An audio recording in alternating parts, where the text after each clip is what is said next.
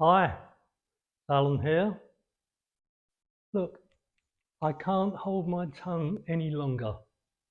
I've got to talk about immigration. I know some of you already know that I retired in Thailand, so I am an immigrant. Yeah. So why haven't I any empathy for these poor refugees who are struggling across Europe, escaping from a war-torn country, and I assume terribly having to leave their wives, mothers, and children behind to carry on the war. Okay, I don't mind a bit of sarcasm now and again. Yeah, so I'm an immigrant. Now, it's a bit different here in Thailand. As a foreigner, I have no rights at all. I cannot claim benefits. I cannot even buy a house. I can buy a condo. If the building is 50% owned by Thais, I can buy a condo in it. I have to, every 90 days, go to immigration and report my address.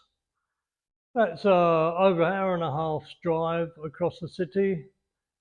That's like half a day gone messing about. And once a year I have to renew my visa, which costs money. If I want, for instance, to go into a national park, it costs me 400 baht. That's about £10. But for a Thai, it only costs 40 baht, less than £1. So we're not treated equal here. Everything costs me more, everything, everywhere I go. And if I had trouble with the police, they would always believe a Thai over me. Not like the English police at all. So, you know, it's Thailand really would be a good model for England's problems. So anyway, I've got to talk about it, and being in Thailand, at least I don't think I'll have the police knocking at my door like many people in England where you can't say a word. Anyway, let's get on with it. Okay, so first I want to talk about the British Empire, because in recent years I've seen nothing but people slagging off the British Empire. I mean, we made the world great. There's no doubt about it. There's no doubt about it. And it's no good looking back with today's mindset and criticising the past. If you were born in the 1700s, you wouldn't know any different. There wouldn't be a problem. It was the way of the world. It was the age of empires. Well, that all ended because you can make more money. Countries can make more money today with technological developments and trade rather than conquering their neighbour. But we still had a lot of people slating us. Now I want to talk about India, and comments I have seen saying that we robbed India. Well, yeah, we took a lot out of India, which was, you know, maybe not the best idea. But look what we put back. We gave them railways, roads, hospitals, schools, stable form of government, and the English language. I mean, what happened to Vietnam under the French? Nothing. So India has become the fourth largest economy in the world, surpassing England. Do you think they'd have done that if we hadn't ruled there? I don't think so. And other countries, when we ruled a lot of countries, yeah, but we gave them back, and what happened? They turned them into third world shitholes. Look at Rhodesia is now Zimbabwe. The British farmers, white farmers in Rhodesia, produce so much food that Rhodesia was the breadbasket of Africa. They exported a lot of food. Give them independence, the white farmers were thrown off. A lot of natives were put on, food production collapsed, and they struggled to feed themselves. And look at Iran. We went in, found oil, put in the equipment to extract it, and the logistics and the way to export it. And then we invented cars, planes, to give them a market for their oil once we give them independence. And what happened? They turned to Islam. It wasn't entirely their fault. Islam creeps in, and it's happening to England at the moment. So, third world shitholes, the world's full of them. Now, what I would really talk about this immigration problem, you've got people who the do-gooders, and they probably don't live in an area that's inundated with immigrants. But did you know that the third world has approximately 6.7 to 6.97 billion people living in third world countries? And that's about 80% of the global population. Now, all you do-gooders, I know you can feel sorry for people, and I admire you for that, but what would happen if half of them wanted to come to England? 3 billion? You know, at some point, it's got to be stopped. We can't take that many people. It's not rocket science. It's got to be stopped, and better sooner than later. Yeah, and actually, while I'm talking about the British Empire, I thought I would just add a bit whenever I can about how we fought slavery, because we're being slated for slavery, and yet England done more to stop slavery than any country in the world. Britain sent a captain to rescue 2 people. He freed 841. In 1840, 8 Spanish slave factories lined a river in West Africa. 15,000 people a year were shipped across the Atlantic. It's quite amusing. Britain sent a captain to rescue 2 people. He freed 841. 1840, the Galenas River, West Africa. 8 Spanish slave factories. Quite amusing little cartoon, but look. Captain Joseph Denman arrived with 3 warships, burned every factory to the ground, freed everyone inside. The Spanish slavers sued him personally. His own government banned its tactics.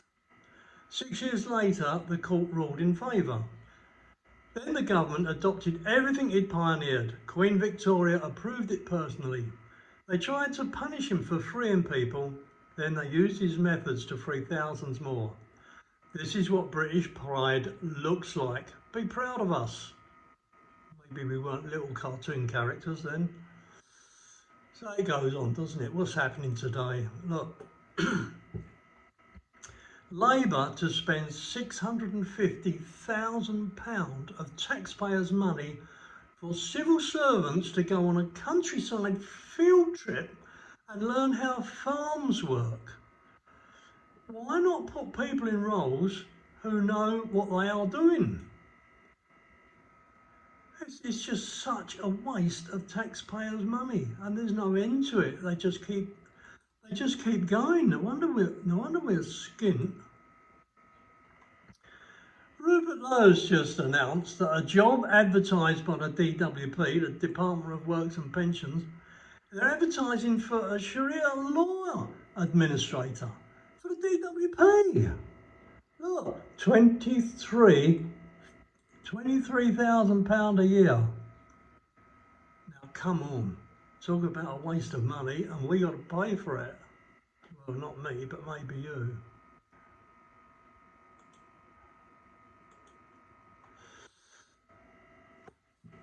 Now this is crazy. A UK primary school brands a child racist for refusing Ramadan activity. The child says, "Why do we have to? I'm not doing that. Do I have to? You can't make me." But the school added to behaviour record a racist incident, refusal, punishment. What is going on? They're trying to brainwash our children. And another day, another Muslim male jailed for raping British children. This guy met a girl on Snapchat, posing as a 17-year-old boy. The pair decided to meet in July, where he picked her up and raped her. Now, under their crying about the inquiry, it's constant depravity from Muslims. It's like every day.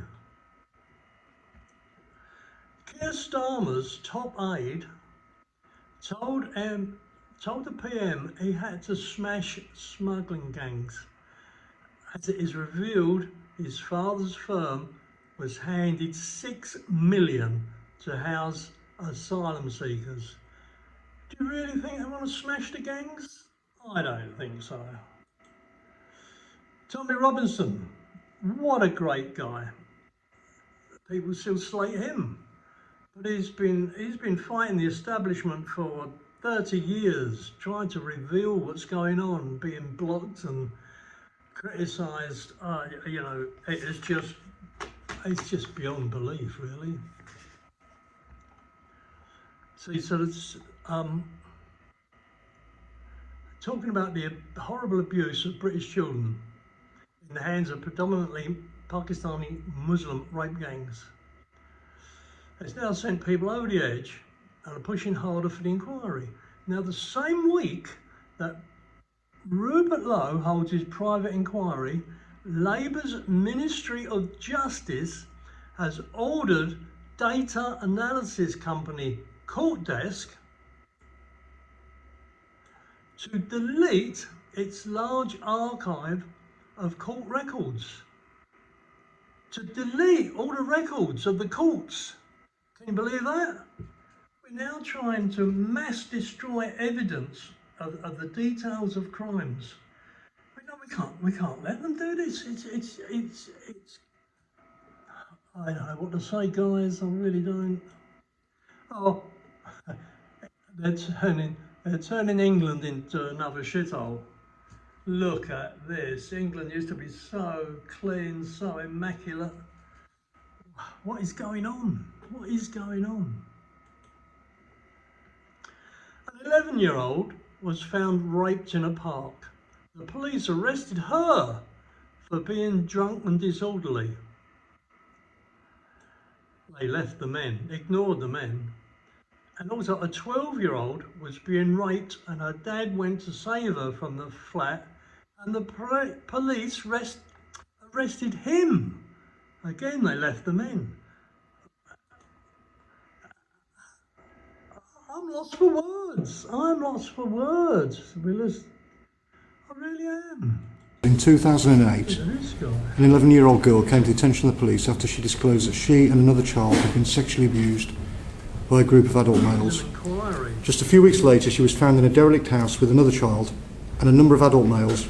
Yet she was arrested, 11 years of age, she was arrested for being drunk and disorderly, and none of the males were arrested.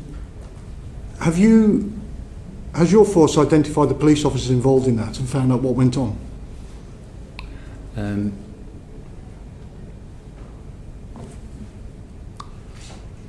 I don't know. Okay, yeah, we don't know. Oh. So far, 933 migrants have landed on our shores, and that's only February 2026. And then it's only the 9th of February, 1,000. There's no end to it, is there? It won't stop.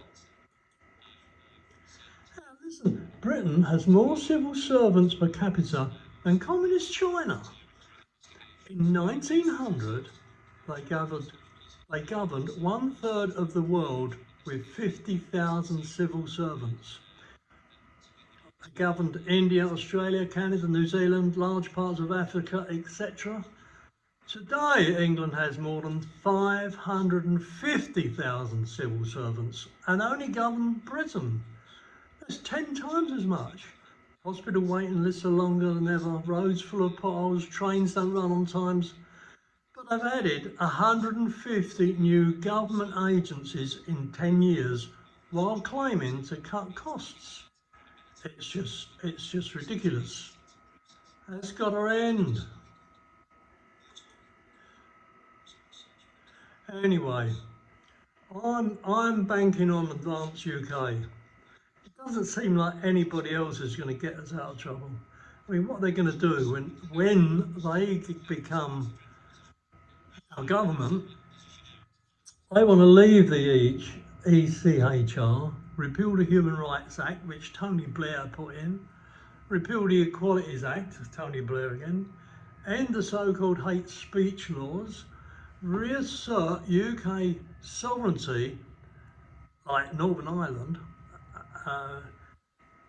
and in law and governance, not removing rights but returning power to the British people.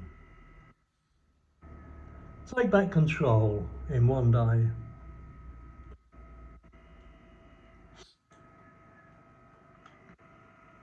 One last chance to save this country. Ben Habib. I think one of the... He's on the right track. Earlier, but it took 1,000 years to build this great country. 1,000 years to build this great country, and it's taken 30 years to trash it. And save it we will. Save it. Save it we will. Well, guys, there's so much going on, and look, one of the reasons I'm doing this is because the mainstream media does not cover all this stuff. So unless you're on Twitter, X, you've got no idea what's going on in the country. And if you live in a quiet rural location and not a major city, you really won't know. So I'm trying to help expose what's going on. And Twitter's the only place that covers it. And if you try and do it anywhere else, I mean, on Facebook, I posted a short video of German police arresting someone. Okay, there was a bit of a scuffle. They struggled him to the ground and carted him off. But there was no blood, no guns, no knives. Just a government agency doing its job. And I wouldn't call that particularly violent. I posted that little video on Facebook and they cancelled my account. No discussion, no warning. They just shut my account. That's Facebook, Meta. And they're all the same. They're all the same. You can't put too much here on YouTube. I'm having to be careful. So everything's been, mainstream media, they won't cover anything. The only thing they cover is when someone is found guilty in court and put to prison. They will actually post that. But nothing else, nothing else. People are living sheltered lives. They don't know what's going on. So open your eyes, guys, and get on Twitter and see what is going on. Thanks for listening. Do give us a like and subscribe. Subscribe, that costs you nothing. It's free, and it helps me. I want to continue exposing what's happening. Anyway, thanks for watching. Swaddy Carp. Gonna make you feel good, gonna make you feel good.